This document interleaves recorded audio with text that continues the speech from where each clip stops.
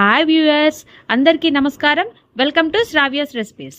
Hi అండి, ఇవాళ మన recipe egg masala curry. Egg masala కర్రీకి కావాల్సిన పదార్థాలు ఏందో చూద్దామా. ఎగ్గులు ఇలా ఉడకబెట్టుకొని ఉంచుకోవాలండి. నేను 4 ఎగ్స్ తీసుకున్నాను.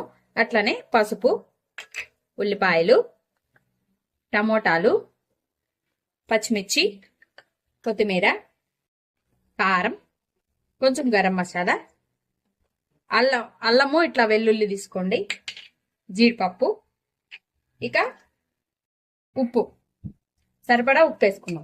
ఇక ప్రాసెస్ స్టార్ట్ చేద్దామండి. ఎగ్స్ ఇట్లా ఉడకబెట్టుకున్నాం కదండి, దీన్ని ఇట్లా హోల్స్ చేసుకుందాం. చుట్టూతా హోల్స్ ఇలా చేసుకోండి. ఇలా హోల్స్ చేసుకున్నాం కదండి, చేసుకొని ఉంచుకోవాలండి మొత్తం కూడా.